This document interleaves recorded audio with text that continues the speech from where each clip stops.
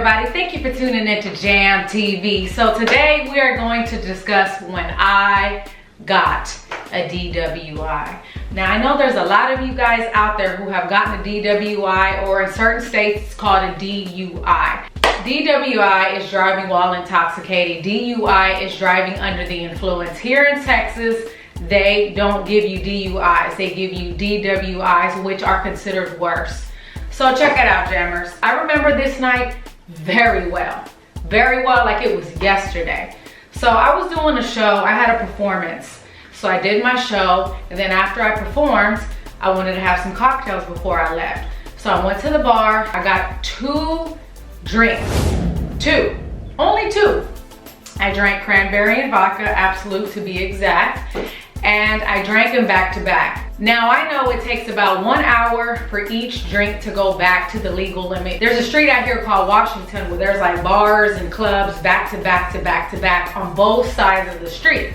And there's cops everywhere. They're hiding, they're in parking lots, you don't know where they're at. I remember going into the parking lot, getting in my Mustang, candy apple red, bright as ever, chrome rims.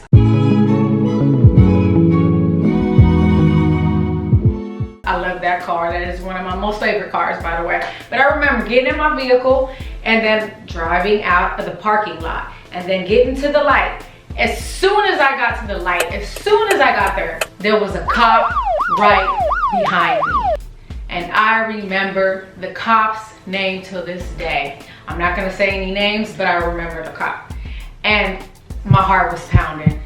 So he pulls me over, I got my homegirl in the car. I'm like, man, I know I'm not gonna pass this test. I know if I take this test, I'm gonna fail. Even though I may not look drunk, even though I may not appear buzzed, I'm still gonna fail the breathalyzer test. So the officer comes to my window and he's like sniffing and stuff. He's like, ma'am, have you been drinking? Well, I was honest. I was like, yeah, I've been drinking. He's like, well, how many drinks did you have to drink? I said 2, officer. He's like, okay, I'm gonna need you to get out the car. I'm like, oh man. I'm getting out the car. Mind you, I have a mini dress on. I got the tallest heels you can ever think about, 5 inches tall.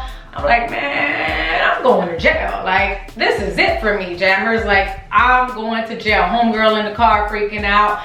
So he gets me out of the car. He's like, okay, no. Before he gets me out of the car, he puts the light in front of my eyes and follow this light, follow that, follow this, follow that, then get out of the car. So then I got out of the car and then he wanted me to do this walking thing. Now, mind you that I am on concrete in high heels. Soberly, I cannot just do a perfect walk on an uneven ground pavement. Like, come on, like how can you expect me to pass? Even soberly, how am I gonna pass? But you know what, jammers, I did the best that I could. I did the walk, and then he says, okay ma'am, I need you to take the breathalyzer test. And I'm like, oh man, I can't do it. That's gonna be like an automatic flunk, an automatic you over the limit. So I told him no, I refuse. He said, okay, stay right here. He goes on his intercom, makes some phone calls or whatever it is that he does. And then he's like, okay, to my friend, you need to get out the car and you need to find a way home. Now, mind you, we're in the middle of the street. He didn't even care, she's a woman. The officer didn't even care like where my friend was going. He just told her she needed to get out the street. And this is by the freeway, mind y'all. So she gets out, and then all of a sudden a tow truck comes to pick up my car. And I'm like, okay, I'm really going to jail. My heart's pounding out of my chest, boom, boom, boom, boom, boom, boom. And I'm like, dang. So he's like, ma'am, I'm gonna need you to take the test. And I'm like, no, I'm not gonna take the test. He goes, so you're telling me that you're going to refuse to take this test? I said, yeah, I'm gonna go to jail anyways. This was going in my mind. So he said, turn around. You have the right to remain silent, skippity skip, the saying that they say, and then he handcuffs me. And then I'm handcuffed, okay? Actually, he handcuffs me from the front. So I get in the cop car, I'm like, man, I feel like a criminal. Like, I feel like I committed murder. Like I killed someone, I did something. So I'm like panicking in the car. I'm like, what am I gonna do? What's gonna happen? Oh my goodness. At that point, I see my homegirl standing in the middle of the street all by herself. I'm like, what's gonna happen to her? Where is my car going? Where am I going? What's happening? So I remember the officer telling me in the car, he was like, oh, you gonna get through this. It's gonna be all right. This ain't nothing. This ain't nothing. Nothing's gonna happen. You got all this money. You got all this. You got all that. Like, just stereotyping me. Just judging me. Oh, you just some young college kid. Blah, blah, blah, blah, blah, blah, blah. Just a complete jerk. Complete jerk. So he takes me to one holding cell. A small little holding cell. And then he's like, are you ready to take the test? And I'm like, no, I'm not gonna take the test. He's like, okay. So then he transfers me to McCower jail. And I'm in a holding cell with all these girls. Okay, I'm like, man, I've never been in a jail. I don't know what to expect. I don't know what's happening. I don't know what's going on here. Like, I gotta watch myself. Like, there was some people in there that were trying to holler at me. This whole thing was just like something in an environment that I've never been in.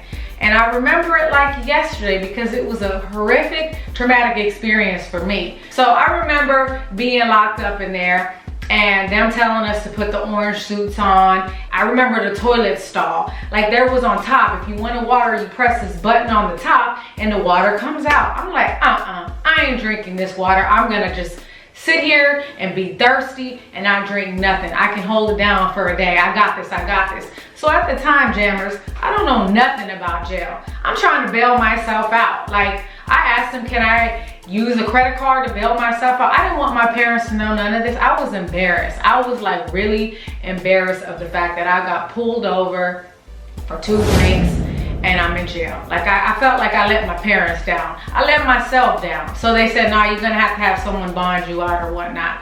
So right before I was getting transferred to county jail, they had us in shackles from our legs and our wrists right here. They had us in shackles all lined up. And I remember them saying, Jessica Cassidy, bail has been posted. I was like, thank you, God. Thank you, God. I'm out of here. I'm out of here. Now, check it out. This was considered a misdemeanor B, which a C is the lowest, B is the middle.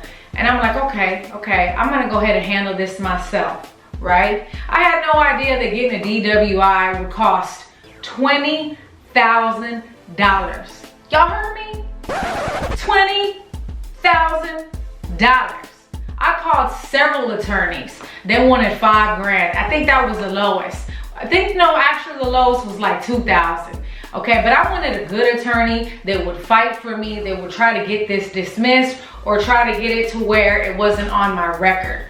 So I remember I called this attorney that was like #1 in Houston here. And he said, yes, I can help you out with this case. It's gonna cost you $10,000. I was like, 10 G's? I don't got 10 G's. What am I gonna do? And then I called these other attorneys and they just sounded like, you know what, just take the charge, blase Skippy, I'll help you do that, take the classes, so on and so forth. And I'm like, I don't like this, you know, and something I always was taught that you try to find the best attorney for your case.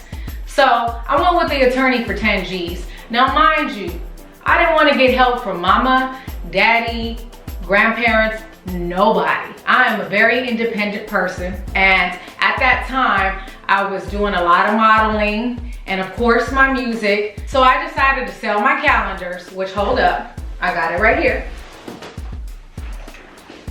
I was in the Harley Davidson calendar. I don't know if you can see this, jammers. Right here. And I was in the month of April and September, me and Busy Bones' birthday month. All right. So I decided to get like 5,000 copies. So I went to the Harley Davidson people and I said, you know, all those calendars that the other models didn't come pick up and they're free and you don't know what to do with them? They're like, yeah. I said, well, give them to me. I'm gonna go sell them. They said, okay. So they started loading the boxes in my trunk, loading the boxes, loading the boxes. Mind you, I already got my car from the towing company. So they start loading the boxes.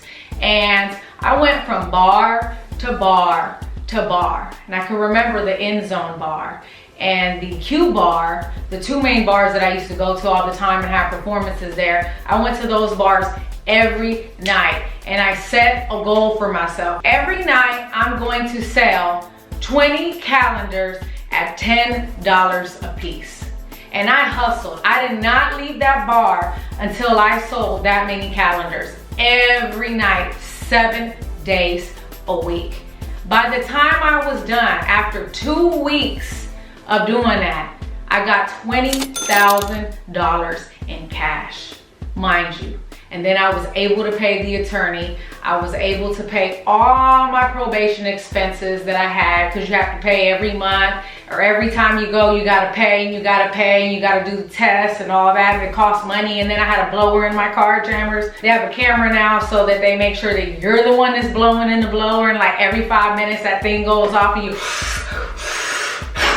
you know, you gotta blow in this thing. I mean, it was so annoying, so embarrassing. People would look at me from the right side like, what is this girl doing? You know, and it runs your battery, and you gotta pay for the blower to get installed, and you gotta pay for the blower to get taken out of your car.